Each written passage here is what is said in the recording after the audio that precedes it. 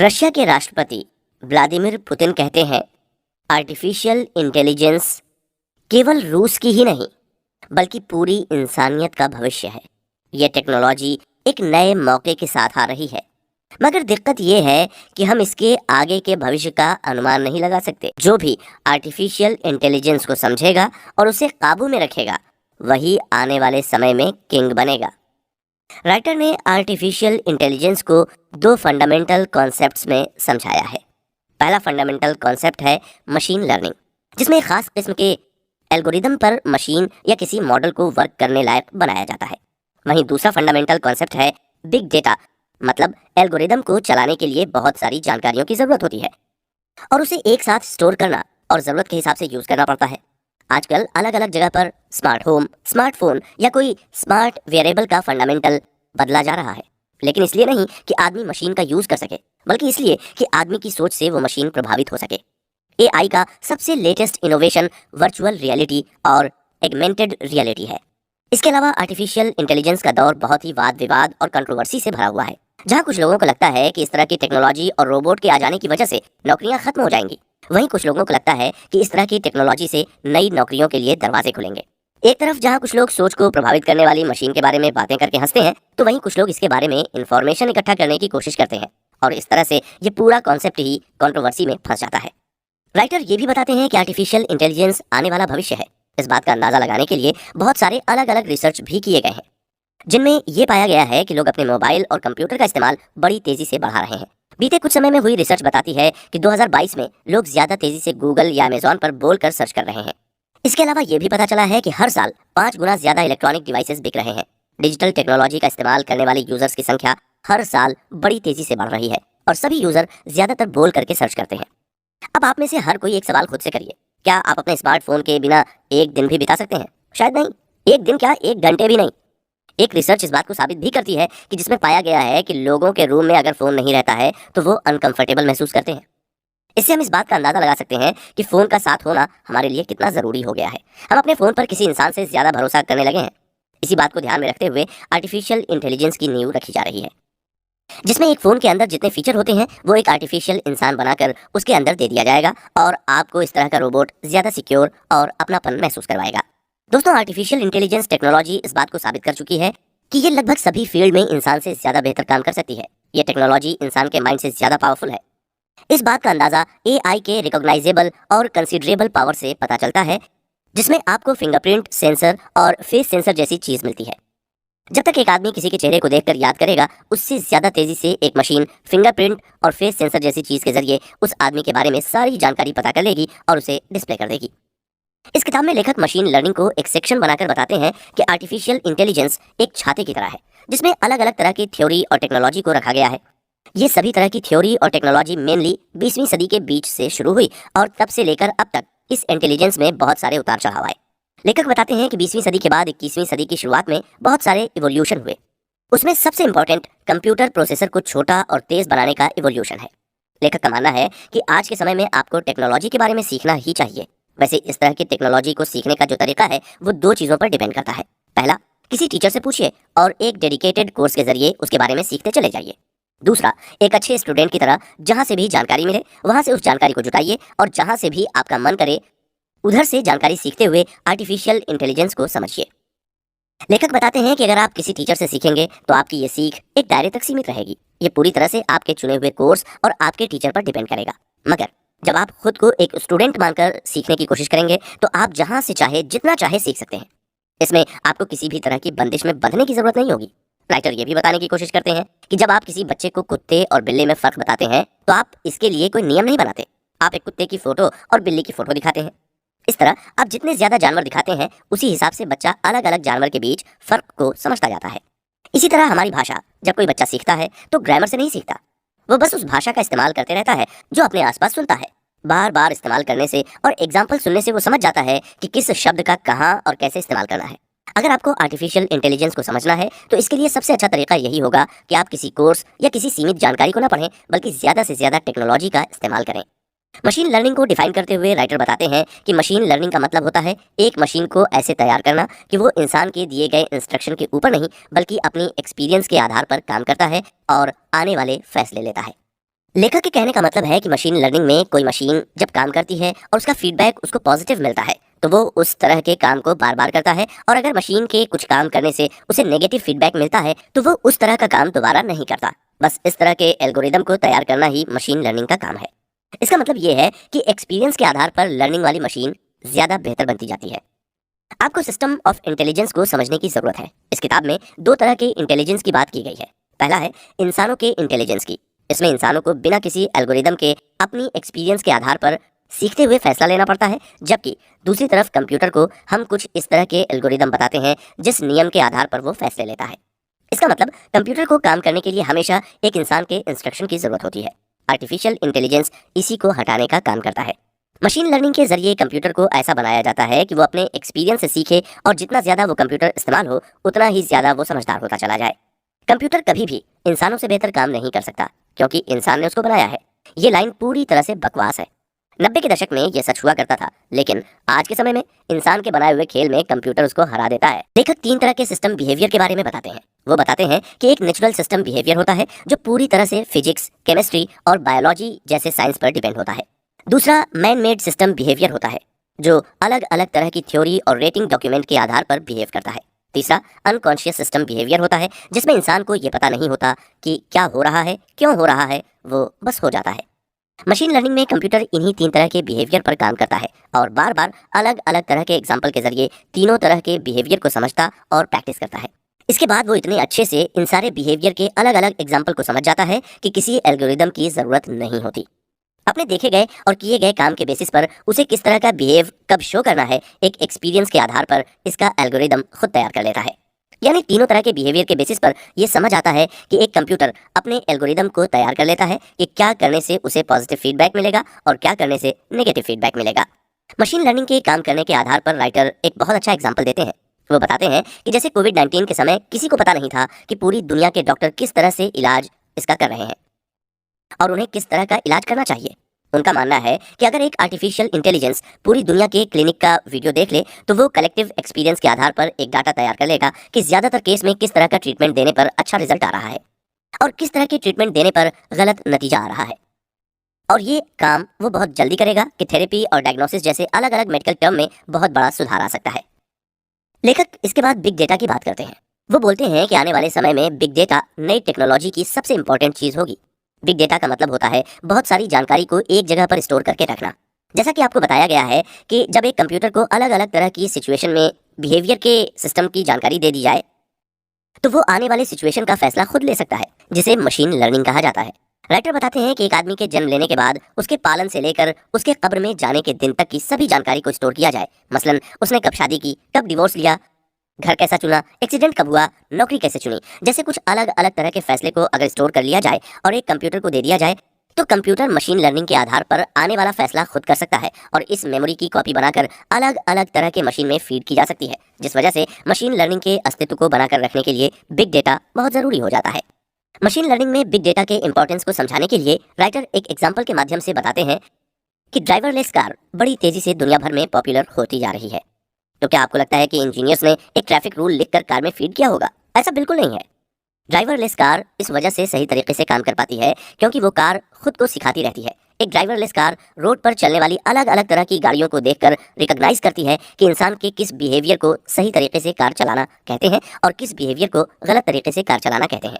मतलब कुछ प्रैक्टिस से, कुछ देखकर और कुछ अपने एक्सपीरियंस से कंप्यूटर खुद को सिखाता है और जितना ज्यादा कार का इस्तेमाल किया जाता है वो उतना ही ज्यादा एक्सपीरियंस होता जाता है। उसके बाद ऐसे एक्सपीरियंस्ड कार को बाजार में बेचा जाता है।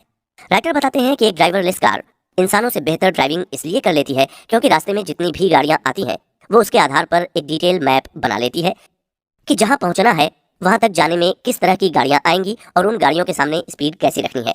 उसके बाद ड्राइवरलेस कार के मशीन लर्निंग ने जितना भी एक्सपीरियंस लिया है उस एक्सपीरियंस के आधार पर नेक्स्ट सेकंड में क्या हो सकता है इसकी सारी पॉसिबिलिटी अपने आगे लेकर आता है और जो सबसे बेस्ट पॉसिबिलिटी होती है उसको पिक करता है।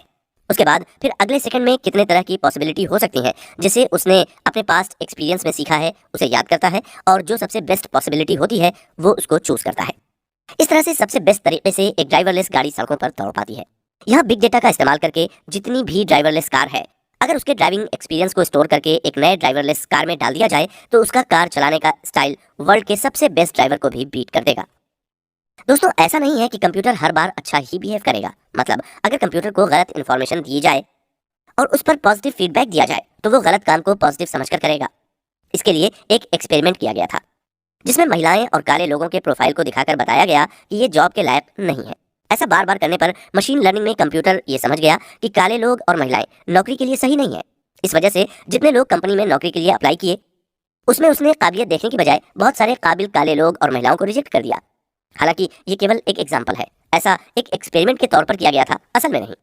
आगे राइटर बताते हैं कि कैसे कंपनी अलग अलग तरह के प्रोडक्ट को मार्केट करती है और हमारे पर्सनल डेटा को कैप्चर करती है।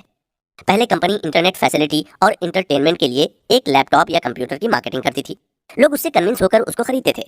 इस डिवाइस से किसी कस्टमर की इन्फॉर्मेशन लेने के लिए डिवाइस के सर्च हिस्ट्री को देखा जाता था, जिसे देख करके कस्टमर कैसे इंटरनेट का यूज कर रहा है और इंटरनेट पर क्या ढूंढ रहा है पता चलता था। उसके बाद दुनिया से कनेक्ट करने की मार्केटिंग करके मोबाइल को सेल किया गया और उसमें ऑनलाइन एक्टिविटी, लोकेशन और अलग अलग डेटा लेकर कस्टमर को समझा गया। इसमें भी प्राइवेसी लिमिटेड थी क्योंकि आप बिना मोबाइल के भी बहुत सारा काम कर रहे थे। उसके बाद सेफ्टी, सिक्योरिटी, कन्वीनियंस जैसी फैसिलिटी देकर स्मार्ट होम बनाया गया। इसमें आपकी प्राइवेसी से indoor location, different entertainment activities, use of product, environment situation, behaviour and conditions of family को कैप्चर किया जाता था। आप इससे बहुत मुश्किल से बच सकते हैं क्योंकि एक बार तो घर आना ही पड़ेगा। मगर इसके बाद वेरिएबल्स बनाया गया जिसमें कंपनी फैशन के नाम पर आपको स्मार्ट वॉच और अलग अलग वेरिएबल्स देती थी। इससे company body condition, behaviour, pulse, sleep time जैसी चीज को कैप्चर करती है। मगर अब टेक्नोलॉजी और बेहतर हो चुकी है जिसमें कंपनी आपके बॉडी को मैनेज करने और सेफ रखने के लिए इम्प्लांट्स प्रोडक्ट्स लेकर आ गई है जिसे आप अपने शरीर पर लगा सकते हैं और ये प्रोडक्ट आपके पूरी बॉडी कंडीशन की इंफॉर्मेशन आपको और कंपनी को देगा। इस प्रोडक्ट की मार्केटिंग स्ट्रेटेजी है कि हेल्थ आइडेंटिफाई, पर्सनल सेफ्टी और इस तरह के प्रोडक्ट के इस्तेमाल से आपका पूरा बिहेवियर कंपनी के डिवाइस में स्टोर हो जाएगा और वो अपना प्रोडक्ट ज्यादा अच्छे तरीके से बेच पाएंगे। दोस्तों, क्या एआई के आ जाने से लोगों की जॉब खतरे में पड़ जाएगी? राइटर बताते हैं कि एआई की बात सुन के दो तरह के लोग डिबेट करते हैं। पहले वो जो बोलते हैं कि एआई और टेक्नोलॉजी की वजह से जॉब खत्म हो रहे हैं, और दूसरे वो लोग जो बोलते हैं कि एआई की वजह से न्यू जॉब्स आ रही हैं। वो दोनों सही हैं, मगर ये सिचुएशन कैसे आई इसके बारे में जानना और भी ज्यादा जरूरी है। राइटर बताते हैं कि एआई की वजह से नौकरियों में क्या चेंजेस आ रहे हैं। इसमें राइटर सबसे पहले बिग डेटा के बारे में बात करते हैं और बोलते हैं कि बिग डेटा की वजह से डेटा कैपिटलिज्म बनता है जो इकोनॉमिक सिस्टम को बदल देता है। इसको समझाते हुए राइटर बताते हैं कि सबसे पहले किसी डेटा को कलेक्ट करो, उसके बाद उस डेटा को अच्छे से स्टोर करो और अपने डेटा को एनालाइज करो। उसके बाद उस डेटा को एक सॉल्यूशन के रूप में मॉडल के जरिए एडवर्टाइज करो। उसके बाद एप्लीकेशन या वेबसाइट के रूप में एक प्लेटफॉर्म क्रिएट करो जहां से लोग सॉल्यूशन ले सकें। उसके बाद मार्केट के ऊपर अपनी डोमिनेशन क्रिएट करो। मार्केट में अपनी डोमिनेशन लाने के लिए अपने कस्टमर के और डेटा को कलेक्ट करो। पता करो कि वो किस तरह की चीज़ों से इंटरटेन होता है। अपने कस्टमर को और अच्छे से समझने की कोशिश करो। उसके खूब सारे डेटा को कलेक्ट करो और उन सब डेटा को दोबारा एनालाइज करो। आपके कस्टमर को क्या प्रॉब्लम आ रही है उसका सॉल्यूशन बनाओ, उसको एडवर्टाइज करो और एक प्लेटफॉर्म पर लेकर आओ। इस तरह मार्केट में अपना डोमिनेशन क्रिएट कर सकते हैं। इस पूरे प्रोसेस को राइटर डेटा कैपिटलिज्म या डिजिटल कैपिटलिज्म का नाम देते हैं। राइटर बताते हैं कि आज के समय में जितनी भी बड़ी बड़ी कंपनियां हैं जैसे गूगल, यूट्यूब, फेसबुक, वो इन तरीकों का इस्तेमाल करके पूरी दुनिया में अपना डोमिनेशन बना रही हैं। गूगल और यूट्यूब अपने प्लेटफॉर्म के जरिए यूजर के जनरल इंटरेस्ट और नॉर्मल इन्फॉर्मेशन को कलेक्ट करता है। फेसबुक आपके सोशल रिलेशन को कलेक्ट करता है। Apple, Amazon prime, Google play आपके इमोशनल इंटरेस्ट को कलेक्ट करता है। एप्पल, सिरी, अमेजॉन अलेक्सा, गूगल असिस्टेंट आपके कन्वर्सेशन और रिक्वेस्ट इंटरेस्ट को कलेक्ट करता है। इसी तरह अमेजॉन और फ्लिपकार्ट आपके शॉपिंग हैबिट को कलेक्ट करता है। बात अगर माइक्रोसॉफ्ट जैसी कंपनी की करें तो वो आपके ऑफिस वर्क हैबिट के डेटा को कलेक्ट करती है। ये सभी कंपनियां आपके डेली लाइफ में जितने डेटा का आप यूज करते हैं उन सबको अपने प्लेटफॉर्म के जरिए कलेक्ट करती हैं और ऐड के रूप में आपके सामने प्रॉब्लम का सलूशन लेकर आती हैं। राइटर बताते हैं कि अगर आप आने वाले समय में अपना कोई बिजनेस करना चाहते हैं तो आपको इसके बारे में ध्यान देना चाहिए। आज इस तरह के डेटा को कलेक्ट करके कंपनी मार्केट में अपना डोमिनेशन बना पा रही है और अगर आपको इस हाईली चेंजिंग वर्ल्ड में हाई पेइंग जॉब चाहिए तो आपको ये समझना होगा कि हर किसी को अपने बिजनेस को ग्रो करना है और इसके लिए उन्हें डेटा चाहिए। अगर आप डेटा कलेक्ट और डेटा एनालाइज करने में उनकी हेल्प कर सकते हैं तो इस स्किल पर मास्टर करके आने वाले समय में बहुत ज्यादा पैसा कमाने वाला जॉब भी पा सकते हैं। राइटर दूसरा तरीका नेटवर्किंग का बताते हैं। मतलब अपने कस्टमर को उनके जैसे बहुत सारे कस्टमर से जोड़ दो। इससे बहुत सारे कस्टमर आपस में कनेक्ट हो जाएंगे, तो ज्यादा प्रोडक्ट खरीदेंगे और बहुत सारे कस्टमर से एक साथ सवाल पूछने पर आपको ज्यादा अच्छे जवाब मिल पाएंगे। राइटर बताते हैं कि ये तरीका फेसबुक का है। वो बहुत सारे कस्टमर को आपस में जोड़ता है, अपने प्रोडक्ट के बारे में अलग अलग तरह के सवाल पूछता है और उसके बाद कलेक्टेड डेटा के आधार पर अपने बिजनेस को और बड़ा करता है। इसके अलावा राइटर तीसरा तरीका बताते हैं कि प्लेटफॉर्म बनाना अगर किसी को आता है तो वो अपना बिजनेस भी बड़े लेवल पर लेकर जा सकता है और आने वाले समय में अच्छा जॉब भी पा सकता है। आज के समय में अपने कस्टमर से कनेक्ट करने के लिए एक अच्छे प्लेटफॉर्म की बहुत ज्यादा जरूरत होती है। आज के समय की सारी बड़ी कंपनी यही करती है, एक प्लेटफॉर्म के जरिए इमोशनली, साइकोलॉजिकली, इकोनॉमिकली जोड़ने की कोशिश में लगी रहती है। अगर आप अपना कोई बिजनेस शुरू कर रहे हैं और चाहते हैं कि आपका कस्टमर आपसे जुड़े, तो कोशिश करिए कि आपका कस्टमर जब आपके प्लेटफॉर्म पर आए तो आपको कुछ देकर ही जाए, चाहे वो साइकोलॉजिकली आपको कुछ दे, इमोशनली ही कुछ दे या फिर फाइनेंशियली आपके प्लेटफॉर्म पर कुछ दे। राइटर बताते हैं कि जब हम किसी को कुछ देते हैं तो याद रखते हैं और जितना ज्यादा देते हैं उतना ही ज्यादा उससे बढ़ जाते हैं। आपका कस्टमर आपके ऊपर कितना ट्रस्ट करता है और आपको क्या देता है, ये इस बात से पता चलता है कि वो आपसे कितना ज्यादा जुड़ सकता है। दोस्तों, फर्स्ट मूवर को सबसे ज्यादा एडवांटेज मिलता है। मतलब जो आदमी सबसे पहले किसी समस्या का हल लेकर आएगा वो सबसे ज्यादा मुनाफा कमा पाएगा। आपको बिजनेस में अपनी मोनोपोली क्रिएट करना है और ज्यादा मुनाफा कमाना है, तो इसके लिए जरूरी है कि किसी समस्या का समाधान सबसे पहले लेकर आइए। अगर आप ऐसा नहीं कर सकते तो आपका समाधान सबसे तेज जरूर होना चाहिए। एआई केवल जॉब को रिप्लेस कर रहा है न्यू नेम्स के साथ, मगर इस रिप्लेसमेंट के दौरान अगर लोगों के पास अच्छी स्किल नहीं होगी तो वो जरूर पीछे रह जाएंगे और अनएम्प्लॉयड हो जाएंगे। ब्रिटेन ने जब 1700 में टेक्सटाइल बनाने वाले हैंडलूम की जगह पर पावर लूम को इंट्रोड्यूस किया था तो वर्कर्स ने खूब प्रोटेस्ट किया था। उस वक्त नौकरी की दुनिया में एक बहुत बड़ा आंदोलन हुआ था और सबको यही लग रहा था कि पावर लूम की वजह से अब किसी को भी नौकरी नहीं मिलेगी। उस समय टेक्सटाइल बनाने वाली कंपनी में लोगों की सबसे ज्यादा जरूरत होती थी और यही वो जगह थी जो लोगों की नौकरी की जरूरतों को सबसे ज्यादा पूरी करती थी। पावर लूम से काम जल्दी हो रहा था, इसलिए हर किसी को पावर लूम चलाना सिखाया गया। जिसने पावर लूम चलाना जल्दी सीख लिया उसे नौकरी मिल गई और जिसे पावर लूम सीखने में दिक्कत हो रही थी वो पीछे रह गए। धीरे धीरे सिस्टम चेंज हो गया। जिसने पावर लूम चलाना सीखा उसका बच्चा और जिसने नहीं सीखा उसका भी बच्चा, दोनों उस नए जमाने में पावर लूम कंपनी में नौकरी पाने के लिए लड़ाई लड़ रहे थे और कंपटीशन कर रहे थे। इससे हम ये समझते हैं कि जब काम जल्दी हुआ तो प्रोडक्शन ज्यादा बढ़ा और आखिरकार जीवन आसान हुआ। इससे समाज पर एक और गहरा असर पड़ा। जहां कपड़ा बनाने वाली टेक्सटाइल कंपनी सबसे ज्यादा नौकरी दिया करती थी, अब लोग वहां से हट गए और किसी दूसरी इंडस्ट्री में नौकरी ढूंढने चले गए, जिससे दूसरी इंडस्ट्री को भी बूस्ट मिला। जब एक नई टेक्नोलॉजी आती है तो बहुत सारे लोगों की भीड़ को एक जगह से दूसरी जगह भेज देती है। जो लोग उस भीड़ में इतने समझदार होते हैं कि नई टेक्नोलॉजी को समझ पाते हैं वो तरक्की कर पाते हैं, और जो ऐसा नहीं कर पाते हैं वो लोग किसी दूसरे इंडस्ट्री में जाकर उस इंडस्ट्री को आगे बढ़ाने का काम। दोस्तों, ब्रिटेन 1700 में इंडस्ट्रियल रिवॉल्यूशन लेकर आया था, जिसमें किसी भी प्रोडक्ट को बनाने के लिए किसी न किसी तरह की मशीन को इंट्रोड्यूस किया जा रहा था। इसमें टेक्सटाइल इंडस्ट्री का पावर लूम वाला किस्सा सबसे ज्यादा फेमस हुआ था। ब्रिटेन जब दूसरे देश में बिजनेस करने जाता था तो उस देश को अलग अलग तरह के बिजनेस प्रपोजल देते हुए उसे लूटता था। इंडिया के कॉलोनाइजेशन से ब्रिटेन को बहुत प्रॉफिट हुआ और इस ट्रेड के दौरान कंपनी में जितने ब्रिटिशर्स काम करते थे उन सबको खूब सारा पैसा मिला, जिससे उस देश में टैक्स बढ़ा और देश के पास बहुत सारा पैसा आ गया। और इस वजह से ब्रिटेन ने न्यू इंडस्ट्री और न्यू बिजनेस को एक्सपेंड किया। वो लोग जिस देश में बिजनेस करने गए वहां के पूरे मार्केट को कैप्चर कर लिया, क्योंकि अपने पुराने कॉलोनी वाले देशों से उन्हें इतना पैसा मिला था कि किसी भी मार्केट को डिस्ट्रैक्ट करने के लिए उनके पास काफी बड़ी रकम आ गई थी।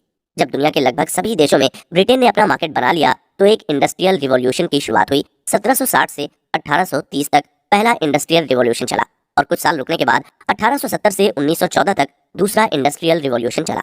इस इंडस्ट्रियल रिवॉल्यूशन में सबसे बड़ा मार्केट ब्रिटेन का ही था, जिसने वहां के बिजनेस को और ज्यादा प्रॉफिट दिया, जिसका नतीजा ये हुआ कि 70s से 90s तक वर्ल्ड के 70% हिस्से पर ब्रिटेन का कब्जा रहा, जो अब तक का सबसे बड़ा एम्पायर साबित हुआ। हालांकि अभी तक चाइना की इमेज एक ऐसे देश की रही है जो हिस्टोरिकली और कल्चरली बहुत ग्रेट है। अगर हम चाइना की हिस्ट्री को देखें तो पाएंगे कि मेडिवल हिस्ट्री से ही चाइना बहुत एडवांस हो रहा है, क्योंकि paper, movable printing, gun powder, compass, clock, silk, abacus computer और भी बहुत कुछ चाइना में इन्वेंट हुआ था। लेकिन फिर भी जब चाइना की हिस्ट्री को देखते हुए हम पाएंगे कि चाइना का एम्पायर बहुत बुरी तरह से बर्बाद हुआ था। सेकेंड वर्ल्ड वॉर के बाद चाइना को वर्ल्ड के सबसे गरीब देश के रूप में देखा जाता था और इसे सबसे ज्यादा बीमार लोगों का घर कहा जाता था। अभी की सिचुएशन में अगर हम चाइना को देखें तो पाएंगे कि सबसे बड़ा बिजनेस मार्केट चाइना का ही है, जो और तेजी से ग्रो कर रहा है। WEF के एक रिपोर्ट में बताया गया कि डिजिटल टेक्नोलॉजी का इस तरह का डेवलपमेंट रिच कंट्री को और रिच बनाएगा मगर पुअर कंट्री को और पुअर बना देगा। ये जरूरी है कि वक्त के साथ गरीब देशों को भी टेक्नोलॉजी के क्षेत्र में आगे बढ़ना होगा, वरना उनके सर्वाइवल पर सवाल उठ जाएगा। आज बहुत सारे ऐसे देश हैं जो रिसर्च एंड डेवलपमेंट में किसी भी तरह की इन्वेस्टमेंट नहीं कर पाते हैं। लिहाजा अब हम ऐसा बोल सकते हैं कि आने वाले समय में डिजिटल कॉलोनाइजेशन हो सकता है, जिसमें एक नया डिजिटल रिवॉल्यूशन होगा और जो देश एडवांस टेक्नोलॉजी को अच्छे से समझेंगे वो दुनिया पर अपना डोमिनेशन बना पाएंगे। दोस्तों, आज के समय में डेटा बहुत इंपॉर्टेंट हो चुका है, मगर लोग किसी भी तरह के डेटा ट्रांसपोर्ट का ध्यान नहीं दे रहे हैं। आज से कुछ साल पहले जब इंडस्ट्रियल रिवॉल्यूशन हुआ था तो लोगों को नए और अच्छे प्रोडक्ट मिल रहे थे, और इस खुशी में वो लोग इस बात का हिसाब नहीं रखते थे कि देश में कितना पैसा विदेश से आ रहा है और कितना अपने देश से बाहर जा रहा है। इसका नतीजा एक्सपोर्ट इंपोर्ट के डेटा में छेड़छाड़ के तौर पर सामने आया और इंडस्ट्रियल रिवॉल्यूशन के नतीजे के रूप में हमें ब्रिटेन का एम्पायर देखने को मिला। वही गलती अभी के समय में हो रही है। कोई भी देश अपने देश के लोगों के डेटा पर ध्यान नहीं दे रहा है। जिस तरह पहले के समय में अपने बिजनेस को मजबूत बनाने के लिए ज्यादा पैसों की जरूरत थी और ब्रिटेन जैसे देश इस जरूरत को पूरा करने के लिए अपने कॉलोनाइजेशन कंट्री को लूटते थे, उसी तरह आज के समय में अपने बिजनेस को ज्यादा मजबूत बनाने के लिए कस्टमर के डेटा की जरूरत है, और कस्टमर का डेटा बड़ी बड़ी कंपनियों के एक देश से दूसरे देश तक ले जाया जा रहा है। ज्यादातर गरीब देश रिसर्च और डेवलपमेंट में ज्यादा पैसे खर्च नहीं कर सकते, लेकिन उन्हें वो सारी फैसिलिटी चाहिए जो बाकी देशों में मौजूद है। इसके लिए वो दूसरे देशों के टेक्नोलॉजी को खरीदते हैं। एग्जाम्पल के लिए जिम्बाब्वे को ही ले लेते हैं, जहां अभी हाल में ही एक चाइनीज कंपनी क्लाउड वॉक से सिक्योरिटी सर्विलांस टेक्नोलॉजी लेने के लिए इस देश ने अपने सभी लोगों का फेशियल एक्सप्रेशन, फिंगरप्रिंट, वॉइस और other security information free of cost cloud walk company को देने का फैसला किया है। इसके एवज में चाइनीज कंपनी की तरफ से इन्हें टेक्नोलॉजी सिक्योरिटी की फैसिलिटी दी जा रही है। इसके बदले सभी इंपॉर्टेंट लोगों की पर्सनल जानकारियां चाइनीज कंपनी के हाथ में चली जा रही हैं, जिसे आगे ये चाइनीज कंपनी किसी भी तरह से इस्तेमाल कर सकती है। दूसरा एग्जाम्पल पाकिस्तान का है। जैसा कि आप सब जानते हैं कि अपना देश चलाने के लिए पाकिस्तान चाइनीज गवर्नमेंट से मदद ले रहा है और बदले में देश की सारी इंफॉर्मेशन उन लोगों को दे रहा है, जिसमें पॉलिटिकल पर्सनालिटीज के पर्सनल इंफॉर्मेशंस के साथ पाकिस्तान के आम और खास लोगों से जुड़ी तमाम निजी जानकारियां भी शामिल हैं। बिल्कुल ऐसा ही अमेरिका भी कुछ देशों के साथ कर रहा है। इंडिया की बात करें तो राइटर बताते हैं कि यहाँ का कुंभ मेला बहुत ही फेमस है, जहाँ पर घूमने के बहाने फॉरेन सिटीजन आते हैं और हेल्थ सेमिनार लगाते हैं। इसकी मदद से इतनी बड़ी पॉपुलेशन में अलग अलग तरह की बीमारियां, इम्यून सिस्टम और हेल्थ रिलेटेड अलग अलग तरह की इंफॉर्मेशन को इकट्ठा किया जा रहा है। आप देखिए कि इंडिया में रहकर भी लोग ऑनलाइन हैं, हर जगह काम कर रहे हैं, इसलिए वो अलग अलग तरह के फॉर्म को भरते हैं और उसमें अपने और अपने देश से जुड़ी अलग अलग तरह की जानकारी उनके साथ साझा कर देते हैं। आजकल हर जगह डेटा का खेल बहुत तेजी से चल रहा है, चाहे वो फेमस पर्सनालिटी हो या एक आम आदमी, उसके तमाम तरह के डेटा को लिया जा रहा है। दरअसल एआई टेक्नोलॉजी को स्ट्रॉन्ग बनाने के लिए इस तरह के डेटा की बहुत जरूरत है। वर्ल्ड पर डोमिनेशन के लिए आई टेक्नोलॉजी इसका कारण हो सकती है, लेकिन कोई भी कंपनी या कंट्री इस तरह के डेटा को लेने और यूज करने के लिए कोई रूल्स एंड रेगुलेशन तैयार नहीं कर रही है। Return of east India company, जिसने मसालों के व्यापार के नाम पर भारत में एंट्री की थी और फिर अंग्रेजी हुकूमत एस्टैब्लिश करके सालों तक भारत को लूटा था। आज के समय में जब हम ग्लोबल सुपर पावर की बात करते हैं तो जहन में सबसे पहले अमेरिका, रूस और चाइना जैसे देशों का नाम आता है। हिस्ट्री का वही समय याद आता है जब ब्रिटेन और फ्रांस जैसे देश लगभग हर देश को कैप्चर करते थे, और आज कुछ डेवलप्ड कंट्री में ऐसी कई कंपनीज हैं जिनको देखकर लगता है कि वो देश से ज्यादा पावरफुल हो सकती हैं। ये अपनी मिलिट्री पावर खड़ी कर सकते हैं। राइटर बताते हैं कि कुछ कंपनी हैं जिनके पास कुछ देशों से ज्यादा पैसा है और टेक्नोलॉजी भी बहुत सारे देशों के मुकाबले ज्यादा एडवांस है। वो बड़ी आसानी से किसी देश पर कब्जा कर सकते हैं। आखिर आज के समय में किसी देश के ऊपर काबू करने के लिए किसी झंडे की जरूरत नहीं है। क्रिप्टो करेंसी ने यह भी बता दिया है कि बिना किसी करेंसी सिस्टम के देश के ऊपर काबू किया जा सकता है। आज के समय में अगर हम वर्ल्ड के सबसे पावरफुल एआई सिस्टम को यूज करने वाली कंपनियों की बात करें तो उसमें अमेरिकन और 3 चाइनीज कंपनियां शामिल हैं। बात दरअसल ये है कि इस तरह की कंपनी में बहुत बड़ी संख्या में इंडियन लोग काम करते हैं, जो दिखाता है कि इंडियन गवर्नमेंट अपने देश के टैलेंट को सही तरीके से यूज नहीं कर पाई, जिस वजह से वो दूसरे कंपनी में जाकर काम कर रहे हैं। अगर आज से 250 साल पहले की घटना याद करें तो ईस्ट इंडिया कंपनी भारत में इस वजह से अपनी पकड़ जमा पाई थी क्योंकि यहाँ के टैलेंटेड लोग उनके साथ मिल गए थे और देश से जुड़ी सेंसिटिव इंफॉर्मेशन उनके साथ शेयर कर रहे थे। आपको जानकर हैरानी होगी कि ईस्ट इंडिया कंपनी उस समय वर्ल्ड की सबसे अमीर और सबसे बड़ी कंपनी थी, जो बहुत सारे देशों से ज्यादा पावरफुल थी। उस कंपनी ने अपने पास एक आर्मी सिस्टम तैयार किया था, जिसका रिजल्ट ये हुआ कि एक कंपनी ने वर्ल्ड के ज्यादातर देशों को हरा दिया। CIA की एक रिपोर्ट के हिसाब से बहुत सारी कंट्रीज ऐसी हैं जिनको प्राइवेट कंपनी से हेल्प मिलती है और तब वो अपने देश के पॉलिटिक्स को कंट्रोल कर पाते हैं। एक रिपोर्ट में बताया गया था कि गूगल को USA गवर्नमेंट की तरफ से इलेक्शन के टाइम देश के लोगों के इन्फॉर्मेशन के लिए 10,000 रिक्वेस्ट आए थे ताकि गूगल अपनी सर्विस के जरिए इलेक्शन मैनिपुलेट कर सके। इससे ये सवाल उठ खड़ा होता है कि क्या प्राइवेट कंपनी AI टेक्नोलॉजी के दम पर गवर्नमेंट कंट्रोल कर सकती है? दोस्तों, डेटा कहाँ इस्तेमाल हो रहा है इस पर नजर रखना जरूरी है, क्योंकि एक प्राइवेट कंपनी के सहारे डेटा का मिसयूज भी किया जा सकता है, क्योंकि ऐसी प्राइवेट कंपनियां अपने ओनर के हिसाब से ही काम करती हैं। इसलिए अगर उन्हें जरूरत पड़े तो वो उन सारे डेटा का मिसयूज भी कर सकती हैं। अगर AI टेक्नोलॉजी यूजर के डेटा का इस्तेमाल पॉलिटिक्स में करने लगे तो बिना डेमोक्रेटिक रूल को तोड़े गवर्नमेंट को कंट्रोल किया जा सकता है। राइटर आगे चाइना के एम्बिशन प्लान के बारे में बात करते हैं और बताते हैं कि चाइना वर्ल्ड में सबसे ज्यादा मार्केट कैप्चर कर रहा है, जिस वजह से उसको प्रॉफिट भी काफी हो रहा है। वो वर्ल्ड का सुपर पावर बन चुका है और अमीर देशों की लिस्ट में पहले नंबर पर आ चुका है।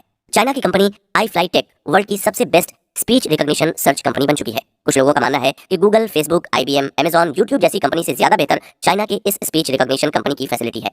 आज के समय में चाइना रोबोट मैन्युफैक्चरर और सेल करने में US और यूरोप के कंबाइंड मार्केट से भी बड़ा बन चुका है। आज पूरी दुनिया में अलग अलग देश चाइना को लेबर एब्यूज वाला देश बता रहे हैं, मगर वहाँ की कंपनी बिना किसी इल्जाम और किसी जवाबदेही के प्रोडक्शन बढ़ाते जा रही है और वर्ल्ड के बहुत बड़े मार्केट को कैप्चर करती जा रही है। चाइना को दुनिया की फैक्ट्री कहा जा रहा है, जो लगभग हर तरह के आइटम्स की मैन्युफैक्चरिंग कर रहा है। चाइना को पता था कि उसके पास स्किल्ड लेबर नहीं है और वो देश पहले बहुत गरीब था, जिस वजह से वो किसी और देश के लेबर को हायर नहीं कर सकता था। इसलिए उसने अपने एजुकेशन सिस्टम को बदला, टेक्नोलॉजी को इतना ज्यादा बढ़ा दिया कि आज बिना बाहर के देशों से लेबर हायर किए वो अपने देश में सबसे ज्यादा प्रोडक्शन कर रहा है। चाइना पूरे वर्ल्ड में कॉमनली यूज होने वाले एजुकेशन सिस्टम को अपने देश में यूज नहीं करता। उसने एक ऐसा एजुकेशन सिस्टम तैयार किया है जिसमें क्रिएटिविटी को छोटी उम्र से ही बच्चों के दिमाग में डालना शुरू कर दिया जाता है। उस देश के हर नागरिक के दिमाग में प्रोडक्शन और सेल को बढ़ाने के लिए नए नए टेक्निक आते रहते हैं। बात अगर इंडिया की करें तो बेशुमार टैलेंट होने के बावजूद इंडिया ऐसा कुछ नहीं कर पाया, क्योंकि इंडिया की प्लानिंग सही नहीं थी। इंडिया में इंडिविजुअल ग्रोथ बहुत ज्यादा है, मतलब एक आदमी जिसने सोसाइटी से बहुत कुछ पाया है। आपको ऐसे बहुत सारे एग्जांपल्स मिल जाएंगे, मगर चाइना में ग्रुप कल्चर है। वहाँ लोग साथ मिलकर आगे बढ़ने पर ध्यान देते हैं। अलग अलग इंस्टीट्यूट की तरफ से जारी की गई रिपोर्ट से चाइना के एम्बिशन का अंदाजा लगाया जा सकता है कि वो अपनी टेक्नोलॉजी के दम पर 2030 तक पूरी दुनिया को डोमिनेट करने लगेगा, जबकि अमेरिका के टेक्नोलॉजी डेवलपमेंट को देखकर लगता है कि पूरी दुनिया के ऊपर डोमिनेशन बनाने में उसे 2050 तक का समय लग जाए। दोस्तों, गूगल, Amazon, फेसबुक जैसी कंपनी मशीन लर्निंग के टेक्नोलॉजी का बहुत ज्यादा इस्तेमाल कर रही है। वो कंप्यूटर और रोबोट को इमोशनल इंटेलिजेंस बनाने पर काम कर रही है। दरअसल मशीन लर्निंग को यूज करने का मेन गोल कॉन्शियस और अनकॉन्शियस पैटर्न का पता लगाना है, ताकि जिस बेसिस पर इंसान फैसले लेता है उसी तरह से मशीन भी अपने फैसले ले पाए। आज AI से जुड़ी रिसर्च में सबसे ज्यादा इंपॉर्टेंट है कंप्यूटर को इमोशनल इंटेलिजेंस बनाना, और अगर ऐसा होता है तो कंप्यूटर सबसे डोमिनेटिंग पोजीशन पर पहुंच जाएगा। ऑनलाइन यूजर के कमेंट और एंगेजमेंट को एनालाइज करके कंप्यूटर इमोशनल इंटेलिजेंस को अचीव करने की कोशिश कर रहा है। AI को और डोमिनेटिंग बनाने के लिए सारी कंपनी इस पर काम कर रही है और आर्टिफिशियल एडिक्शन और ज्यादा किया जा रहा है। इसके बारे में विचार करने पर पता चलता है कि किस तरह से लोग पहले से ज्यादा मोबाइल एडिक्टेड होते जा रहे हैं, जिसे आप खुद भी महसूस कर सकते हैं। इस तरह के एडिक्शन का मेन कारण डिजिटल सिस्टम को इतना बेटर बनाना है कि वो इमोशनल और साइकोलॉजिकल प्लेजर दे सके, जिसके बाद लोग मोबाइल पर और ज्यादा डिपेंडेंट हो जाएंगे। आज लोग डिजिटल प्लेजर को इतना पसंद कर रहे हैं कि वो हर तरह के इन्फॉर्मेशन को मोबाइल पर रिवील कर दे रहे हैं। इसके कारण ज्यादातर लोग डिजिटल गुलाम बनते जा रहे हैं। वो मोबाइल के हिसाब से फैसले ले रहे हैं और मोबाइल को इमोशनली स्ट्रांग बना रहे हैं। राइटर बताते हैं कि आज से कुछ साल पहले लोग बोला करते थे कि रोबोट और टेक्नोलॉजी कभी इंसानों को रिप्लेस नहीं कर सकते, क्योंकि इंसान इमोशनल वर्क कर सकता है जबकि रोबोट इमोशनल नहीं होता। ये बात सच है कि रोबोट के अंदर कोई फीलिंग नहीं होती, वो इमोशन को नहीं समझता। इस बात को ऐसे समझिए कि जब आप कोई फिल्म देखते हैं तो उस फिल्म के हीरो की एक्टिंग को देखकर खुश हो जाते हैं। आप ऐसा सोचते हैं कि फिल्म में चल रहा सीन आपकी असल जिंदगी से जुड़ा है। बेहतर एक्टिंग की वजह से आपके अंदर एक फीलिंग आ जाती है, जो फीलिंग उस फिल्म का एक्टर लाना चाहता है। लेकिन क्या ऐसा कोई रोबोट नहीं कर सकता? 1950 में एक रोबोट बनाया गया था जिसका नाम टर्निंग टेस्ट था। इसमें एक कंप्यूटर को इंसानों की मिमिक करना था और कुछ जज जो कंप्यूटर और आदमी के मिमिक को देखकर पहचानना था कि कौन सी एक्टिंग उस आदमी ने की है और कौन सी एक्टिंग कंप्यूटर ने की है। इसके अलावा दोनों की एक्टिंग को पॉइंट भी देना था। जब ये टेस्ट खत्म हुआ तो पता चला कि जजेस ने हर बार कंप्यूटर की एक्टिंग को आदमी से ज्यादा पसंद किया और उसे ज्यादा पॉइंट भी दिया। एक कंप्यूटर ने केवल कुछ लोगों को एक्टिंग करते हुए देखा और डेटा के दम पर उसने अपने आप को इंसान से ज्यादा बेहतर साबित किया। यहाँ एक और बात है और वो सोचने वाली है कि अगर ये एक संयोग था तो मान लीजिए कि ये टेस्ट अगर कंप्यूटर के साथ बार बार किया जाए तो कंप्यूटर के पास और ज्यादा डेटा आएगा, जिससे कंप्यूटर और ज्यादा स्ट्रांग हो जाएगा, उसकी एक्टिंग और ज्यादा बेहतर हो जाएगी। जैसा कि आपको पहले एपिसोड में ही बताया गया था कि आर्टिफिशियल इंटेलिजेंस पूरी तरह से डेटा पर काम करता है। डेटा जितना ज्यादा होगा कंप्यूटर उतना सही और सटीक काम करेगा। जितना ज्यादा डेटा कंप्यूटर के पास होता है वो उतना ज्यादा चेक कर पाता है। उसे पता चलता है कि हर बार अच्छा रिजल्ट किस तरह से आ रहा है और जिस चीज से ज्यादा अच्छा रिजल्ट आता है वो उस तरह का एल्गोरिथम बनाता है। अगर इस तरह के एक्टिंग में किसी AI टेक्नोलॉजी को एक्सपर्ट बना दिया गया तो उसके पास इतना ज्यादा डेटा होगा कि कोई आदमी उसको बेवकूफ नहीं बना सकता, लेकिन वो अपनी एक्टिंग से किसी के भी अंदर फीलिंग ला सकता है और उसे बेवकूफ बना सकता है। इसलिए आर्टिफिशियल इमोशनल इंटेलिजेंस को अफेक्टिव कंप्यूटिंग या इमोशनल AI भी बोला जाता है। ह्यूमन एजेंसी या ह्यूमन के माइंड को अलग अलग तरीके से समझने के लिए AI के अंदर सैड, हैप्पी, डिलाइट, एंग्री जैसे इमोशंस को मिमिक करने का डेटा डाला जा रहा है। आजकल तो फिल्म को डिजाइन करने के लिए अलग अलग जगह पर हम लोग AI का यूज कर रहे हैं, जिससे फिल्म पहले से ज्यादा इंटरेस्टिंग बन पा रही है। AI को इतने अलग अलग तरह के डेटा देने का केवल एक ही मकसद है कि कोई कंप्यूटर आदमी के इमोशन और डिसीजन एबिलिटी को अच्छे से समझ सके और आदमी के डिसीजन को मैनिपुलेट कर सके। राइटर आगे इमोशनल हैकिंग के बारे में बताते हैं कि किस तरह आज टेक्नोलॉजी इंसान को और कमजोर बना रही है। वो बताते हैं कि टेक्नोलॉजी हमारे लिए बहुत जरूरी है, मगर जब हम टेक्नोलॉजी के ऊपर अपना कंट्रोल नहीं रख पाते तो हम उसके द्वारा मैनिपुलेट होने लगते हैं और इस तरह हम मॉडर्नाइजेशन यानी आधुनिकीकरण के शिकार हो जाते हैं। टेक्नोलॉजी ने जब हमारे जीवन को आसान बनाया तो किसी भी प्रॉब्लम का सॉल्यूशन ढूंढने के लिए हमें गूगल सर्च पर डिपेंड कर दिया। अब हमारे जीवन में कोई भी प्रॉब्लम आती है तो हम उसके सॉल्यूशन को ढूंढने की बजाय गूगल पर सर्च करते हैं। इस वजह से हमारी मेमोरी कम होने लगी है और भूलने की बीमारी और दिमाग की बीमारी बढ़ने लगी है। बाद में टेक्नोलॉजी और आसान तरीका लेकर सामने आ जाती है और हमें हर चीज का सॉल्यूशन कम समय में मिल जाता है। इस कारण अटेंशन स्पैन कम हो गया। आज लोग हर रोज शॉर्ट्स, रील, टिकटॉक वीडियो देखते हैं, बुक पढ़ने की आदत खत्म होती जा रही है। जल्दी मजा लेना हर किसी को अच्छा लगता है, जो अटेंशन स्पैन को कम कर रहा है, सोचने की शक्ति को कम कर रहा है। इसके बाद आसानी से पॉपुलैरिटी और ऑनलाइन पैसे कमा लेने की वजह से लोगों के अंदर ईगो बढ़ गया है और एक ऐसी दुनिया बनती जा रही है जहां लोग एक दूसरे की रिस्पेक्ट करना भूलते जा रहे हैं। लोग खुद किसी चीज को याद नहीं रख पाते, किसी चीज पर ध्यान नहीं लगा पाते और खुद को बहुत ईगो वाला समझने लगते हैं। यूजर के बार बार टेक्नोलॉजी के अलग अलग फॉर्म को हैवीली यूज करने से उनके इमोशन और साइकोलॉजी को कंप्यूटर आसानी से समझ पा रहा है और किस तरह इंसान के माइंड को कंट्रोल किया जाए इसके बारे में भी उसे जानकारी मिल रही है। इंसान जब किसी चीज पर कैसे रिस्पॉन्स कर रहा है, एक AI सिस्टम उसको भी मैप डाउन कर रहा है, जिससे आने वाले समय में एक इंसान को मैनिपुलेट करना और ज्यादा आसान हो जाएगा। कुछ साइंटिस्ट का मानना है कि इस तरह टेक्नोलॉजी दुनिया की आबादी को आसानी से मैनिपुलेट करेगी और इसका रिजल्ट आर्टिफिशियल प्लेजर के बाद ह्यूमन सिविलाइजेशन के अंत के रूप में सामने आएगा। आजकल बड़े बड़े डॉक्टर, कंसल्टेंट, साइकोलॉजिस्ट और अलग अलग तरह के टीचर AI को और ज्यादा इफेक्टिव बनाने के लिए और ह्यूमन इमोशन को समझने के लिए कंप्यूटर के अंदर अलग अलग तरह के प्रोग्राम डाल देते हैं ताकि एक कंपनी में लगा कंप्यूटर उसके कस्टमर को अच्छी तरह से समझ पाए। इसके बारे में समझने के लिए राइटर एक किताब बताते हैं जिसका नाम है how to build habit forming products by Nir Eyal. आज के समय में इंटरनेट के बहुत ज्यादा इस्तेमाल की वजह से अलग अलग तरह की कंपनी ये मैप कर रही है कि ह्यूमन किस कंटेंट पर कैसे बिहेव कर रहा है। कंप्यूटर के जरिए आदमी के कैरेक्टर, पर्सनालिटी और इमोशनल कैरेक्टर को समझने की कोशिश की जा रही है। इसका बेस्ट एग्जांपल आपको YouTube के इस्तेमाल के दौरान देखने को मिलेगा। आप चाहे कोई सेलिब्रिटी हो या एक आम आदमी, आपके YouTube हिस्ट्री में जैसा वीडियो होगा, YouTube आपको बार बार वैसा ही वीडियो दिखाता है या उससे मिलता जुलता वीडियो आपकी होम स्क्रीन पर रिफ्लेक्ट करता है। सबसे पहले कंपनी आपके सर्च हिस्ट्री को देखकर आपके डिजायर के बारे में पता करती है। उसके बाद लगातार उस तरह की चीजों को दिखाने पर आपके पूरे बिहेवियर और पर्सनालिटी को AI के द्वारा समझने की कोशिश की जाती है। दोस्तों, आज के समय में कंपनी अपने यूजर को एडिक्टेड बना रही है। बड़ी पॉपुलेशन में लोग एक कंपनी के प्रोडक्ट को यूज कर रहे हैं और कैसे कंपनी एक प्रोडक्ट लेकर आती है और हर किसी को उसकी आदत लग जाती है। अब यूजर सबसे ज्यादा जिस तरह के हुक को रिपीट करता है उसे कंपनी और ज्यादा रिपीट करने लगती है। कुछ दिन तक लगातार रिपीटेशन में दिखाने के बाद कंपनी इस तरह की चीज को पीछे खींच लेती है और देखती है कि यूजर उसे सर्च कर रहा है या नहीं। जब कंपनी को यह कंफर्म हो जाता है कि उसे उसी तरह के सर्विस की आदत हो गई है और वो बार बार उस तरह के वीडियो या फोटो को सर्च कर रहा है तो उसे वैसे ही वीडियो और फोटो दिखाकर प्रोडक्ट का एडिक्टेड बना दिया जाता है। आदमी के डिजायर को पूरा करने के लिए टेक्नोलॉजी खुद को और ज्यादा डेवलप कर रही है और इंसानों को डिजिटल मजदूर बना रही है। AI का चलन और तेज हो जाएगा तब डेमोक्रेसी किसी कंपनी या कंप्यूटर के द्वारा कंट्रोल होने लगेगी।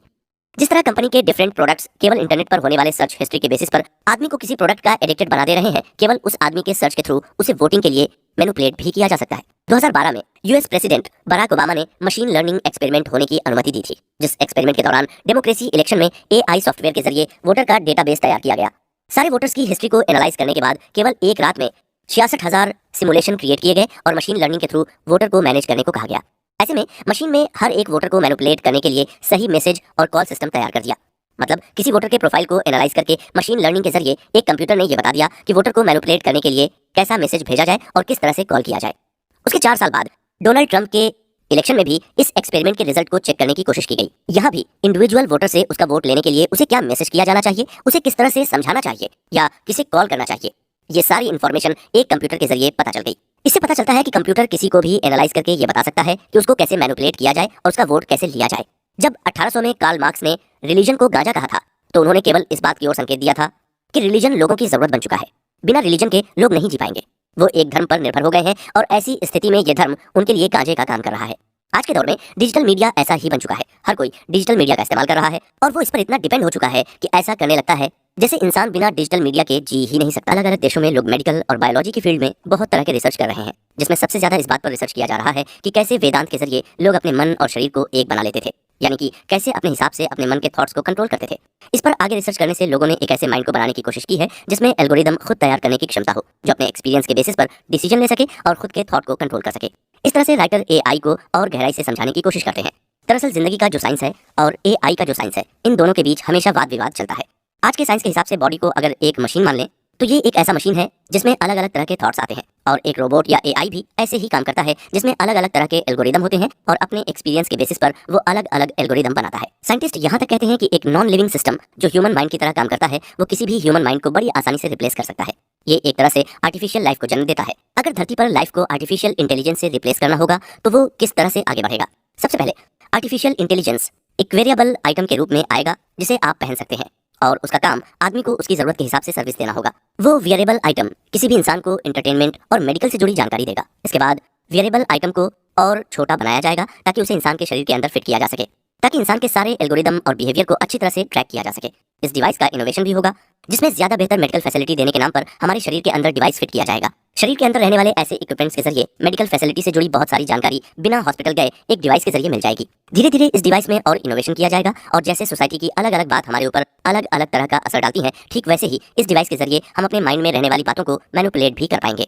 यहाँ राइटर चेतावनी के लहजे में ये बताते हैं कि अब ये लड़ाई खुद के अस्तित्व की बन चुकी है। उनका तर्क है कि एआई टेक्नोलॉजी खुद को इनोवेट करते हुए इस लेवल पर आ जाएगी जहाँ हमारे शरीर को अंदर से लेकर बाहर तक मैनिपुलेट करने के लिए अलग अलग तरह के इंस्ट्रूमेंट का इस्तेमाल किया जाने लगेगा। धीरे धीरे आपको पूरी तरह से टेक्नोलॉजी का गुलाम बना दिया जाएगा, जहां अपने अस्तित्व को बचाने का एक ही तरीका होगा।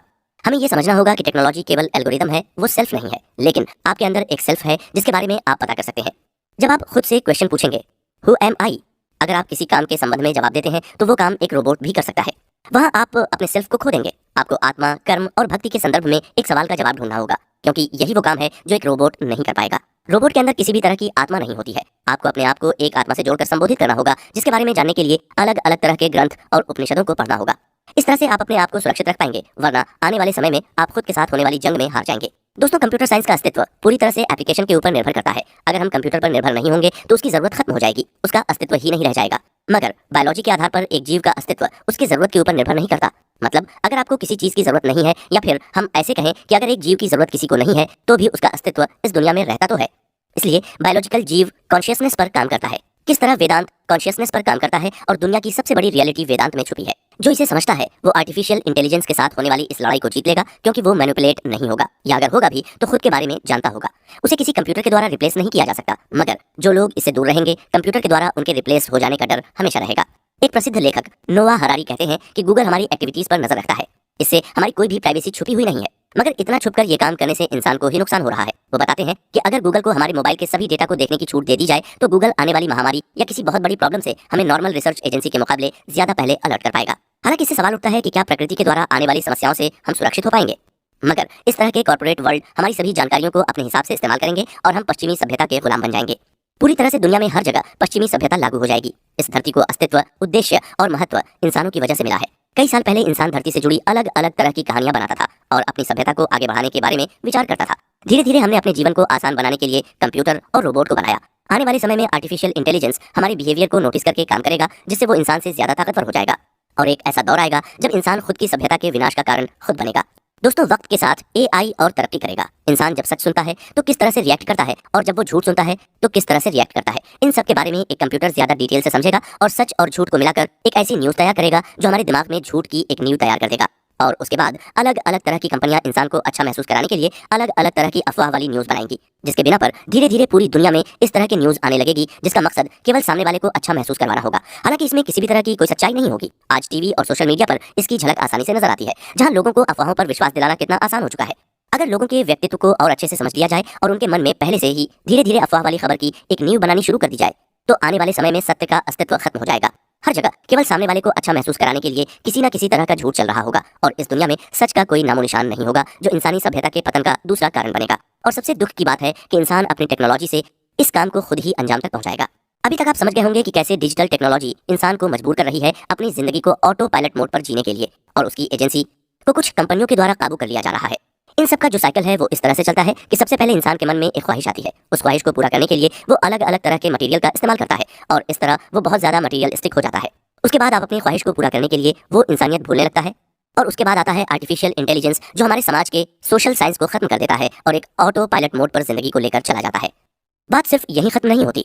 1800 के आसपास स्कॉटलैंड के फेमस फिलोसोफर डेविड ह्यूम अपनी एक किताब में इसके बारे में बताते हैं कि कैसा होगा जब धरती पर सबसे बेस्ट लाइफ की फैसिलिटी और जिंदगी को सबसे बेस्ट तरीके से जीने की छूट कुछ लोगों के पास हो और मेजॉरिटी में लोग अपनी जिंदगी से परेशान हो, मगर उन्हें इस बारे में पता भी ना हो कि लाइफ को वो किस तरह से बर्बाद कर रहे हैं। आज ये सिचुएशन आर्टिफिशियल इंटेलिजेंस और डिजिटल टेक्नोलॉजी के जरिए आ रही है। डेविड बताते हैं कि ऐसी सिचुएशन में सोसाइटी के स्ट्रिक्ट रूल्स को हटा दिया जाएगा और ऐसा होगा जैसे समाज के कमजोर लोग मुट्ठी भर ताकतवर लोगों के रहमो करम पर जी रहे हैं। उस वक्त ये नया वर्ल्ड हर किसी के लिए नहीं रह जाएगा, ये केवल मेंटली और फिजिकली स्ट्रांग लोगों के लिए होगा। दोस्तों, सालों पहले अगर किसी को बीमारी होती थी तो सब मिलकर उसका इलाज ढूंढते थे और कुछ दवाइयों या जड़ी बूटियों के सहारे उसकी बीमारी का इलाज किया जाता था। उसके बाद इसे और बेहतर बनाने के लिए ऑर्गन ट्रांसप्लांट की सुविधा लाई गई, जिसमें जो अंग खराब होता था उसकी जगह पर किसी और व्यक्ति के अंग को लगा दिया जाता था। मगर आज दुनिया में ऐसे बहुत सारे अस्पताल मौजूद हैं जहां ऑर्गन रीजनरेशन की सुविधा मौजूद है। मतलब अगर आपका कोई अंग खराब हो जाता है तो आपके शरीर के लिए वैसा ही एक नया अंग बना दिया जाता है। आने वाला समय इससे भयानक होने वाला है, जब हम अपने खुद के बनाए हुए ऑर्गन को मॉनिटर करना शुरू करेंगे और उसकी रिपेयरिंग शुरू होगी। उसके बाद एक दौर आएगा जब मेटल बॉडी वाले इंसान चारों तरफ घूमने लगेंगे और इंसान का अस्तित्व खतरे में पड़ जाएगा, और वो समय होगा जब इंसानियत खत्म हो जाएगी। धीरे धीरे लोगों को समझ में आने लगा है कि जिस व्यक्ति की इकोनॉमिक वैल्यू नहीं होती है वो किसी काम का नहीं रह जाता है। अगर आने वाला समय इसी तरह से डिजिटल वर्ल्ड पर निर्भर रहेगा तो एक समय आएगा जब बेरोजगार या इकोनॉमिक वैल्यू साबित न कर पाने वाले लोग खत्म हो जाएंगे। जो बेरोजगार होगा वो किसी भी तरह से समाज को फायदा नहीं दे पाएगा, जिसके कारण उसको प्रताड़ित किया जाएगा। समाज का जो एलीट क्लास है वो इस तरह के लोगों को चैन से जीने नहीं देगा और उनके पूरे अस्तित्व को उनसे छीन लिया जाएगा। उनसे जितना फायदा लिया जा सकता है उसे लेने के बाद उन्हें मार दिया जाएगा और इस तरह पूरी दुनिया में मारकाट फैल जाएगी। केवल वही लोग अच्छे से रह पाएंगे जो अपनी एक इकोनॉमिक वैल्यू को साबित कर पाएंगे। अगर ऐसा ही चलता रहा और एक बार एआई टेक्नोलॉजी का कंट्रोल सोसाइटी के ऊपर हो गया तो इंसानी सभ्यता खत्म हो जाएगी। कुछ फिलोसफर पहले ही इस बात को बता चुके हैं कि अगर बेरोजगारी तेजी से बढ़ेगी और डिजिटल टेक्नोलॉजी भी तेजी से बढ़ेगी तो डिजिटल टेक्नोलॉजी को काबू करने वाले लोग ये समझ जाएंगे कि एक बेरोजगार आदमी किसी भी तरह से समाज को फायदा नहीं पहुंचा रहा। इस वजह से उसे खत्म कर दिया जाएगा और डिजिटल टेक्नोलॉजी इनोवेशन करते हुए आर्टिफिशियल इंटेलिजेंस पर निर्भर हो जाएगी। आर्टिफिशियल इंटेलिजेंस की वजह से इंडिया में कितना, कैसे और क्या असर देखने को मिल सकता है, इंडिया के इम्पैक्ट को समझने के लिए इंडिया के ग्राउंड से कोई भी अच्छी रिपोर्ट तैयार नहीं की गई है, जो एक तरह की गैर जिम्मेदारी को दिखाता है। राइटर ये भी बताते हैं कि ज्यादातर रिपोर्ट आपको इंडिया के बड़े कॉर्पोरेट इंडस्ट्री के बारे में बताएंगे और उसमें भी फाइनेंशियल मॉडल को सही तरीके से तैयार नहीं किया गया है, जिस वजह से इंडिया में एआई को लेकर जो डेटा करेंटली अवेलेबल है उससे किसी नतीजे पर पहुंचा ही नहीं जा सकता। इसके लिए राइटर अनएम्प्लॉयमेंट और इनइक्वलिटीज को कारण मानते हैं। वो बताते हैं कि अभी इंडिया की सिचुएशन ऐसी है जहां यहाँ के लोग पुराने तरीकों से नौकरी पाने की कोशिश कर रहे हैं। इंडिया में अभी बहुत ज्यादा बेसिक चीजों की जरूरत है। यहाँ पर बहुत सारी ऐसी चीजें हैं जहाँ अच्छे रोड, वाटर स्टोरेज और फूड अवेलेबल नहीं है। इसके अलावा सोशल इंजस्टिस जैसी चीजें भी हो रही हैं और यही कारण है कि इंडिया में एआई पर कुछ भी बड़ा इन्वेस्ट नहीं किया जा रहा।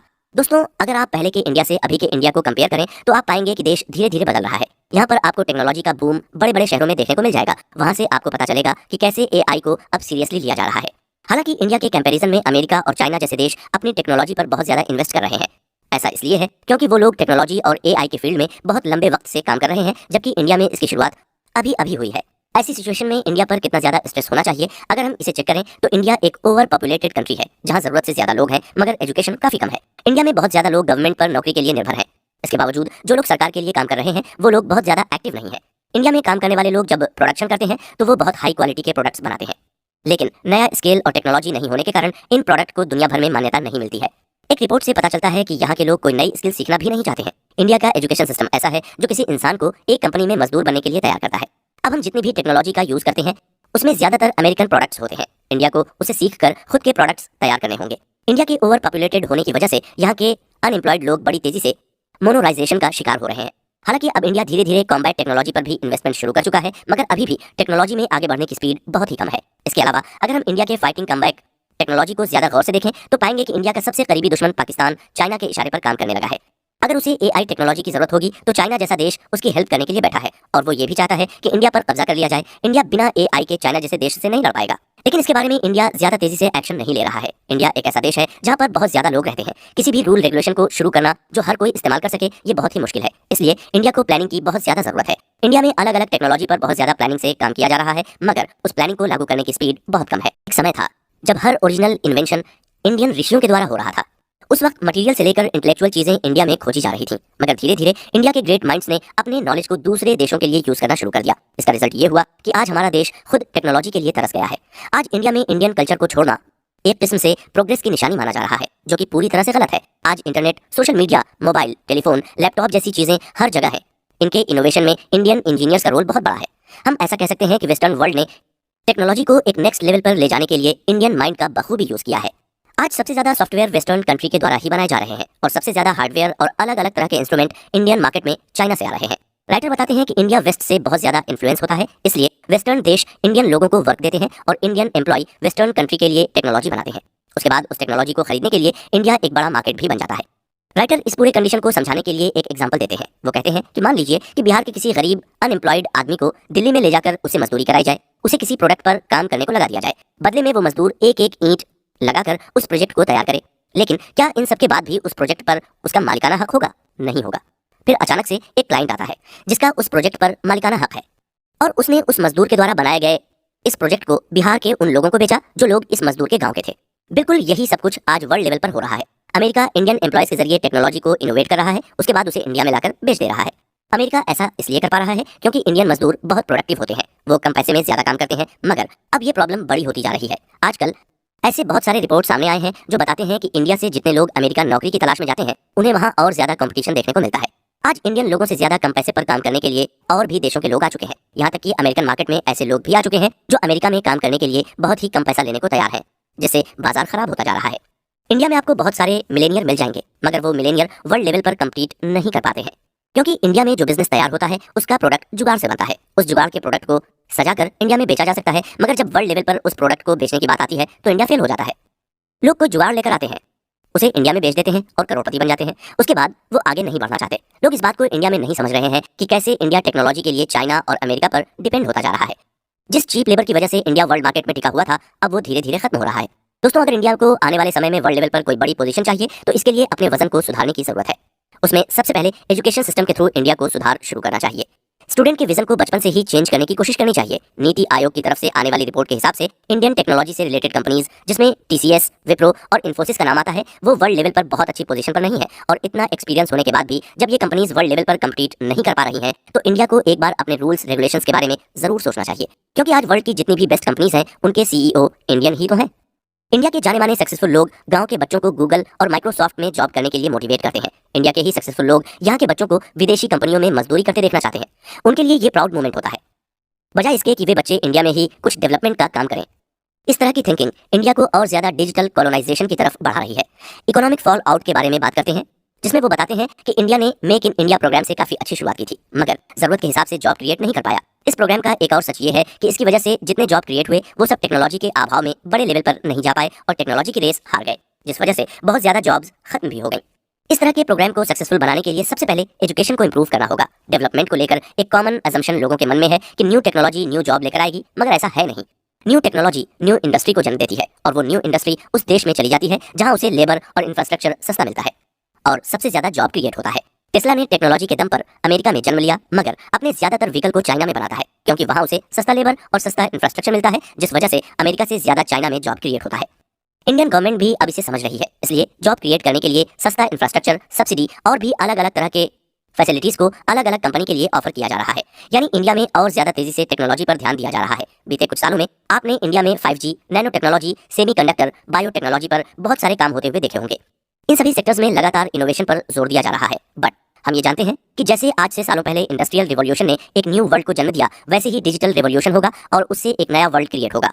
उस वक्त जिस देश के पास एआई की सबसे ज्यादा नॉलेज होगी वो देश आगे बढ़ जाएगा। मगर ये सच है कि इंडिया एआई के नॉलेज के लिए दूसरे देश पर डिपेंड है, जो दिखाता है कि केवल जॉब की वजह से नहीं, नॉलेज और टेक्नोलॉजी की वजह से भी इंडिया बहुत पीछे रह जाएगा। इसलिए इंडिया को और ज्यादा तेजी से इन सभी क्षेत्रों में काम करने की जरूरत है। दोस्तों, इंडिया में अगर हम जॉब के परसेंटेज को देखें तो पाएंगे कि ज्यादातर महिलाएं हाउसवाइफ हैं और काम करने लायक 23% महिलाएं अनएम्प्लॉयड बैठी हुई हैं। इसके अलावा आदमियों में भी अनएम्प्लॉयमेंट पीक पर है, जबकि एक बेरोजगार आदमी पर भी उतना ही खर्च होता है जितना एक रोजगार देने वाले आदमी पर खर्च होता है। मगर एक बेरोजगार समाज में किसी भी तरह का कंट्रीब्यूशन नहीं कर पाता है। उसके बाद नेपाल, बांग्लादेश, श्रीलंका जैसे दूसरे देश से भी लोग इंडिया में आकर बस रहे हैं। इससे पॉपुलेशन में और ज्यादा बढ़ोतरी हो रही है और उनके अनस्किल्ड होने की वजह से देश में किसी भी तरह का कंट्रीब्यूशन नहीं हो पा रहा है। इंडिया में ज्यादातर लोग एग्रीकल्चर पर डिपेंड है और अगर हम कुछ रिपोर्ट्स को देखें तो पाएंगे कि इंडिया में खेती का स्तर भी बहुत तेजी से नीचे गिर रहा है। राइटर बताते हैं कि ये कोई नई प्रॉब्लम नहीं है, बल्कि भारत में इस समस्या की शुरुआत first prime minister Jawaharlal Nehru के समय से ही हो गई थी।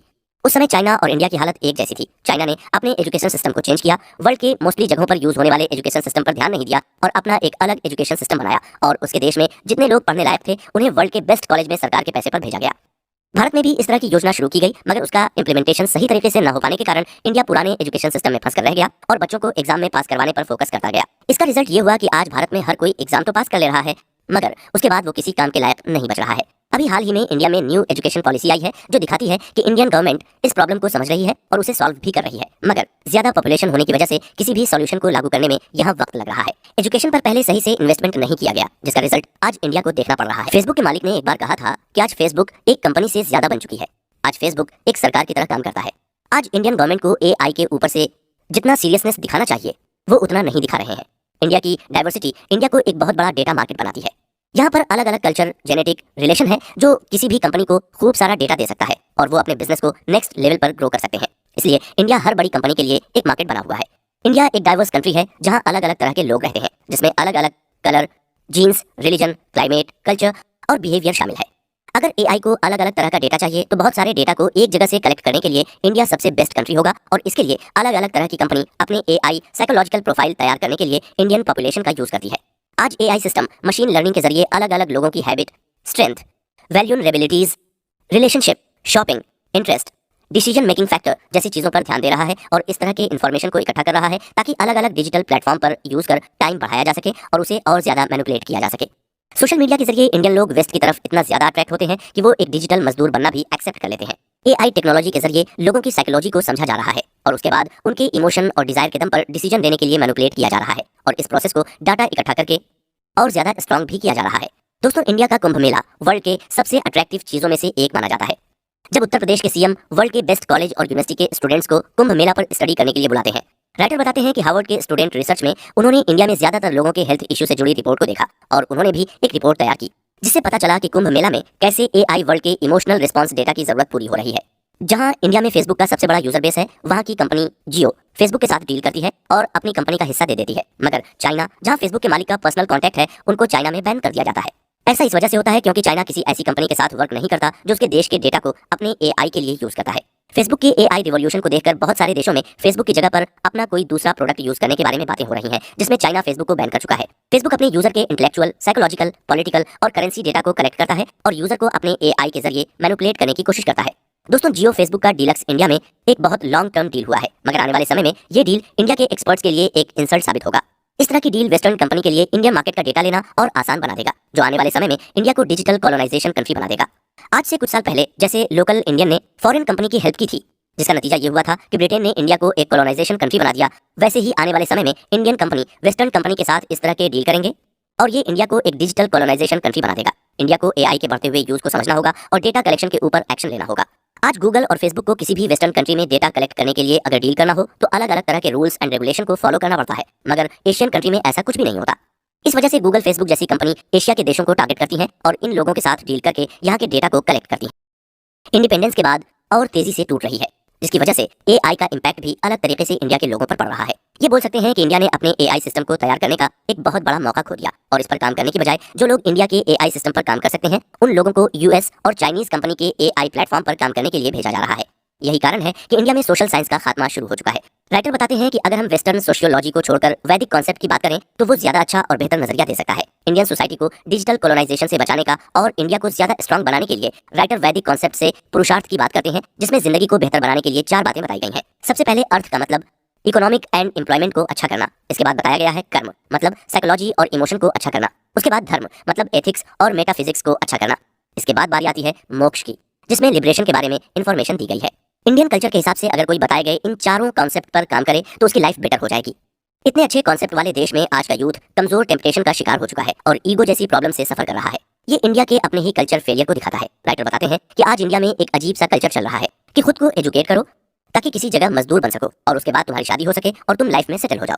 यहाँ नॉलेज किसी को नहीं चाहिए। यहाँ के किसी यूथ का देश के लिए कोई एम्बिशन नहीं है। एम्बिशन के नाम पर सब मजदूर बनना चाहते हैं, जबकि वेस्टर्न कंट्री में या फिर हमारे बगल के देश चाइना में लोग एजुकेशन का मतलब क्रिएटिविटी पर फोकस करना चाहते हैं।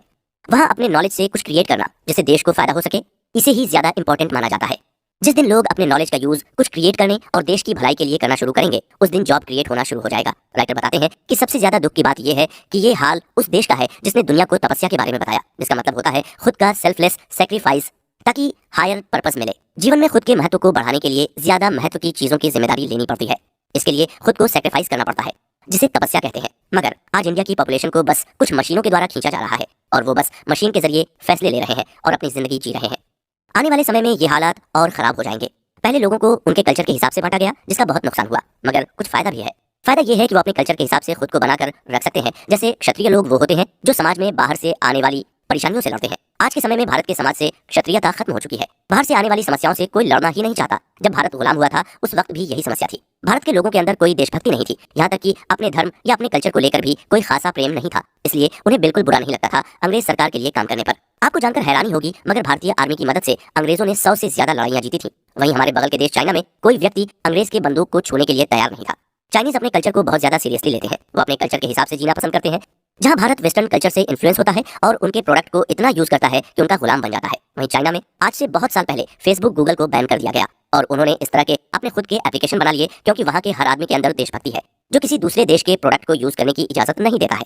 हमारा दूसरे देशों पर डिपेंड होना अंग्रेजों से ही शुरू हुआ था। अंग्रेजों ने न केवल हमारे देश के धन को लूटा, बल्कि हमारे पुराने एजुकेशन सिस्टम को बर्बाद कर दिया, हमारे कल्चर को बर्बाद कर दिया। इसके बाद इंडिया के लोग इमोशनली और मटीरियली वेस्टर्न कल्चर पर डिपेंड हो गए। ऐसा होने का दूसरा कारण वेदांत और ग्रंथ को अलग तरीके से समझना बताया जाता है। लोगों ने ग्रंथ को सही तरीके से कभी नहीं पढ़ा, जिस वजह से वेदांत की जानकारी बहुत कम लोगों को है। इंडिया बहुत सालों तक अलग अलग तरह के सोशल साइंस में बटा रहा, जिसमें लैंग्वेज, रिलीजन, कलर, कास्ट के बेसिस पर लोगों को अलग अलग हिस्से में रखा गया। यहाँ लोग सोशल मीडिया पर एक नई आइडेंटिटी बना रहे हैं। वेस्टर्न कल्चर पर डिपेंड होने का ये सबसे इंपॉर्टेंट कारण है।